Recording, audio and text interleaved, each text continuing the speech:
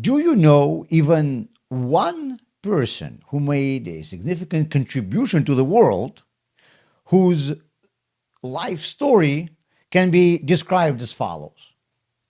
He lived a wonderful life, did not know any troubles, did many great things, and died peacefully at a ripe old age. I don't think so. For some reason, everyone who has achieved something in life had to do it while overcoming great difficulties. Why is it so? The tablets that Moses brought down from Mount Sinai had the Ten Commandments engraved on it. They were etched in it all the way through. So, this way, the tablets had two types of space in it. Number one, occupied by the stone. And number two, the empty space that was created by the letters. The tablets, of course, were holy objects. That is, the stone was holy. But what about the emptiness of the letters? The space filled by the stone has something in it.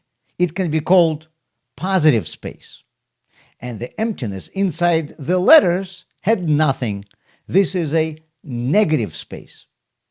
So it turns out that the letters were less holy than the stone? Before the creation of the world, God was revealed everywhere. In order to create us, he had to make a space where he would not be revealed, a void, what we just called a negative space. In it appeared we. And if he would make us inside a positive space, we would feel like we are a part of God and would not have any freedom of choice. In order for us to be able to make our own decisions and feel like independent beings, we must live in a negative space. And here, in this negative space, we are given these commandments that we are supposed to be doing out of our own will, having our freedom of choice. Yes, the letters of the commandments are in a negative space, but by keeping these commandments, we turn this negative space into a positive space. The negative space is now lower than the positive space, but when it will be filled with the commandments, it will become even higher than the positive space.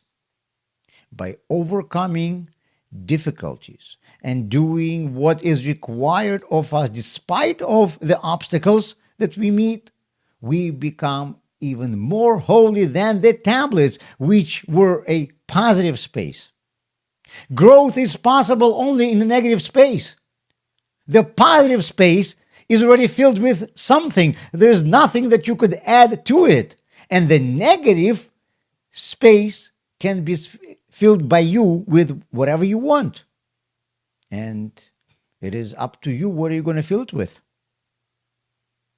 If we look at the biographies of the vast majority of Jewish sages, the rabbis of Talmud, Kabbalists, Hasidic rabbis, we see that their lives were very difficult and often even tragic.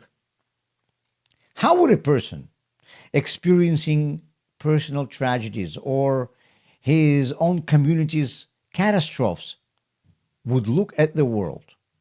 You can imagine. But their books are always full of inspiration. They are always upbeat.